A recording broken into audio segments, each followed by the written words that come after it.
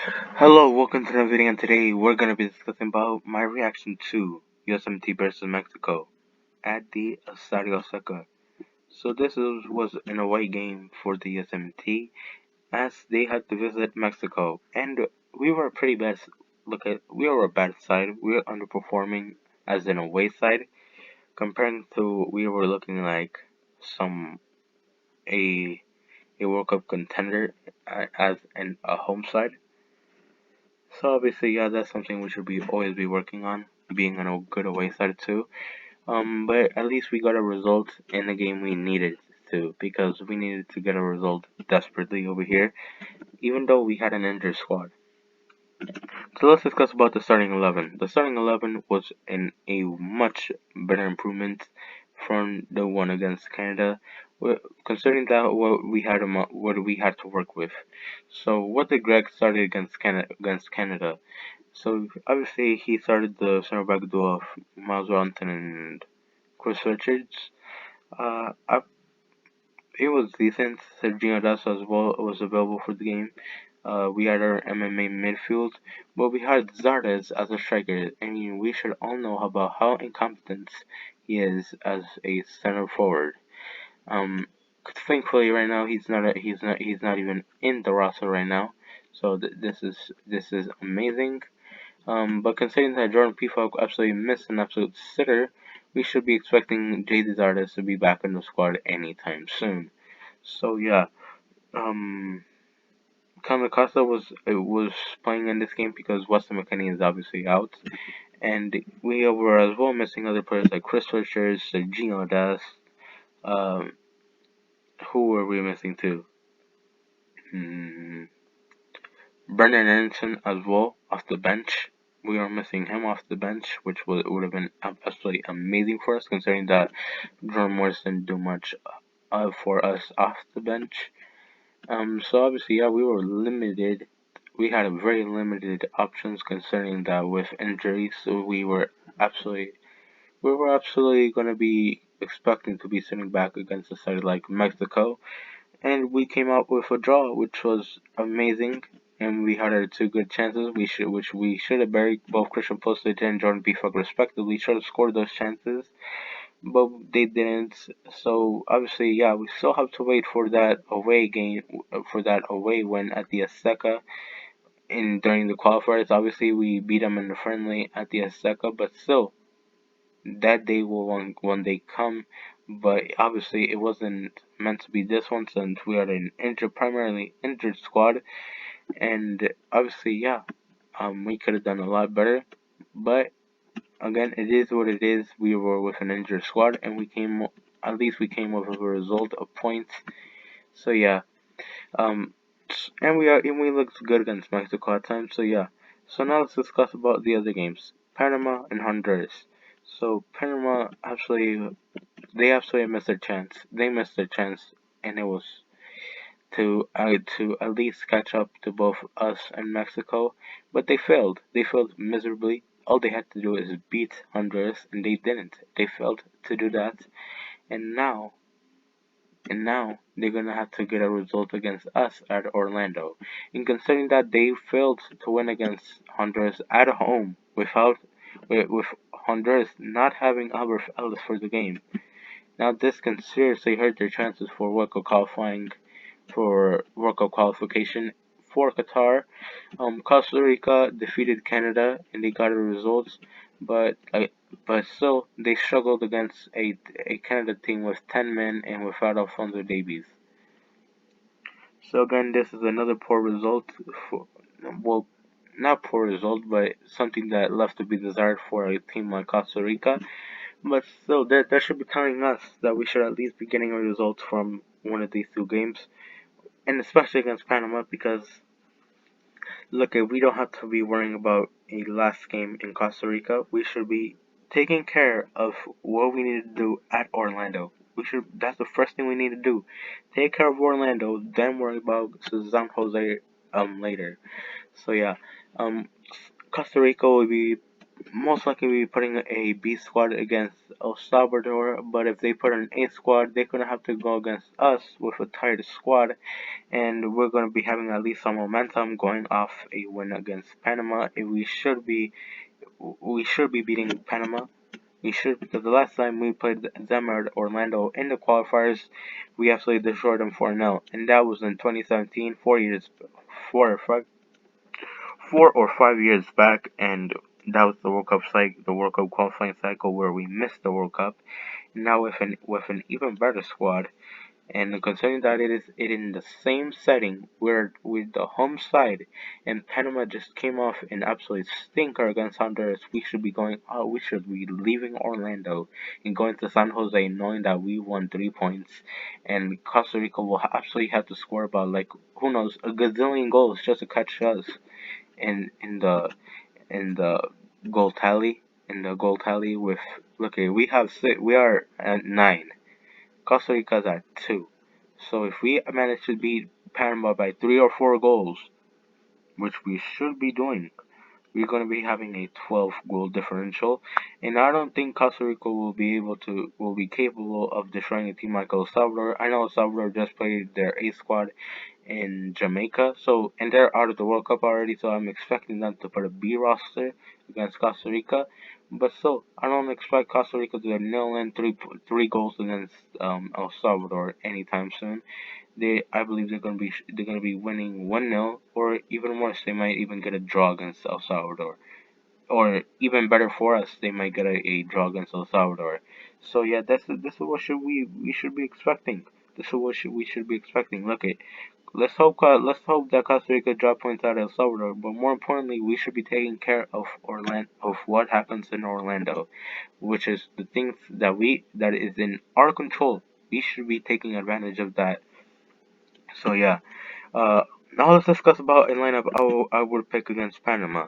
So this game against Panama is very important for us, as this game can solidify World Cup qualifying, and depends on Costa Rica. If Costa Rica drop points at El Salvador in the Cuscatlan, which I can see that happening, considering that they might put a B roster against El Salvador. And if they don't, their squad is gonna be tired when they go to San Jose to face us. So yeah, so Zach Steffen in goal. Zach Steffen in goal should be obvious. We should always be going with the safest option at our hands, and Zach Steffen is pretty much that option. Zach Steffen has been started these World Cup qualifiers, so obviously, yeah. I'll go for the backline of and Jedi, which is Anthony Robinson, Eric Palmer Brown, Walker Zimmerman, and James Sands. Obviously, we won't be having DeAndre Yedlin for this game, as him and Timwell are both out for this game because for yellow card accumulation. So now we're gonna have to go with James Sands as the right back. We called up Shaq Moore. Why don't we put in Shaq Moore? You want to know why I do not want to be putting Shaq Moore anytime soon? Because he's gonna be throwing away the game for us. Uh, Shaq Moore, look at all he had is a good game against Haiti. Haiti is not even that. Haiti is a shitty side. Let's be honest. And all that just for a good game against Haiti. You get to be in the World Cup. You get to be in a roster, in the most important roster to date. No, that's a big no for me. Um, Now the midfield, I'll go for the best midfield possible of Luca De La Torre, Tyler Adams, and Yunus Musa. I'm so scared about Luca De La Torre. Look, I know he just impressed Greg the last game, but still, Greg can pick Colin Acosta in the midfield again. Again, he can do that again. You can never be confident with Greg as your manager, people. So yeah, um, we cannot be confident. We cannot be confident with Greg as our manager because he sometimes makes the most inept choices. And I believe in a game where we need to be able to score at least 3 or 4 goals, make it even harder for Costa Rica to catch us in a goal tally. We need someone to open locks. We need someone to open those locks for us and make sure that we are creating chance in the midfield, and that is Luca de la Torre. So yeah, him and Yunus Musa will be creating chances. Tyler Adams cleans up everything in the midfield, and boom, we are we are golden in the midfield. So yeah, with even in this is counting too with a very ball technical player in Eric Palmer Brown, who is very technical with the ball at his feet. So yeah, and James Sant as well, who is pretty technical himself as well.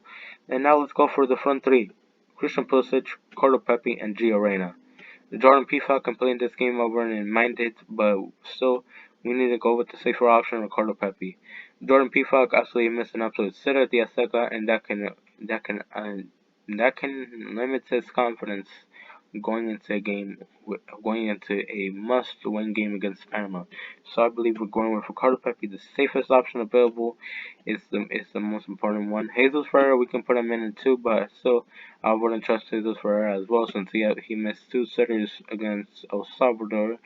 So yeah, and obviously I put it Pulisic and Gio Reyna on both sides of him since we are pretty confident both of them having to ball out against Panama.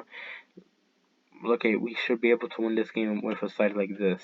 Gio Reyna provides width over here and sometimes comes in and intertwines positions here with Venus Musa, something that I believe Greg will try to implement.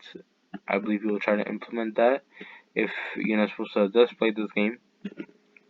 So yeah, now let's discuss about bench options.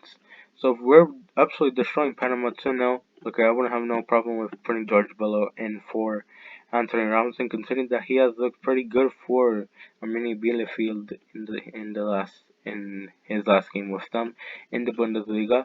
And if Ricardo Pepi is not having another good game, probably put in Jesus Ferreira, as he will probably be at least be making chances for others. I believe that can be guaranteed from him.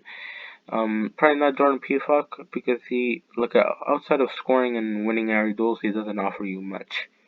Uh, Kanakasa and as well as still probably putting Kanakasa too as a sub and probably put in as well Gianluca Busio in for Yunus Musa. Uh, so who do you have as a sub? Jordan Morris, put him as a sub too. So obviously, yeah, with subs, this is how the rest of the game will be played. So yeah, I'll probably go in the order of this. I'll probably go in this order. Okay, I'll probably go in this order. Um, so let me put everybody back where they belong. Ricardo Pepe back in the starting 11. Gio Reyna here. Yunus Musa get into the squad too. Boom. Do we already have the entire? Yep, we already have the entire squad. So obviously, yeah. So let's discuss. So, oh wait, I forgot one more. Tyler Adams. Okay. So if we're absolutely destroying Panama, or if we're beating Panama, which we should be doing, scoring a first half goal against them, which would be very good since we don't tend to score many first half goals. I pretty much put away already Jedi and no, not Tyler Adams, not just yet, but Gianluca Busio is looking. Yunus Musa is a player that depends a lot on his athleticism as well. He's very technical as well, but he as well depends a fair bit on his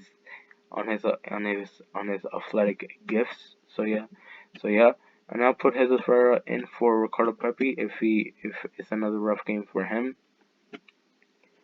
And look at in the 70th ish minute, and if we're absolutely destroying Panama, just put this is the same too with Jedi. Is this is the same with the Jedi and Bello change? Put in the Costa, and boom, we already are solidifying ourselves with some at least some players. And okay, just put in 80th minute, just put in Jordan Morris. Let's not risk anything with Gio Reyna, and boom, we already are safe. We already are coasting to a World Cup spot. And this, look at you can still play in some of Greg's favorites like Jordan Morris and Ken Lacosta and still come up with 3 points. So yeah, thank you guys for watching. We'll see you guys in the next video. Bye bye. USMNT, go for the 3 points. Go for the 3 points. And let's hope too that Costa Rica drops points against El Salvador. But first, we need to take care of what happens in Orlando, what is in the control of our hands. So yeah, Let's not take matters into our own hands and defeat Panama at Orlando. Destroy them by 3 or 4 goals. Make it harder for Costa Rica to catch us in the goal tally. I don't see Costa Rica's actually putting like 5 goals past El Salvador anytime soon. Even though El Salvador are already out of the World Cup, but still, anything can happen. So let's just score as many goals as we can against Panama, and boom, we already are in the World Cup. So thank you guys for watching. We'll see you guys in the next video. Bye bye.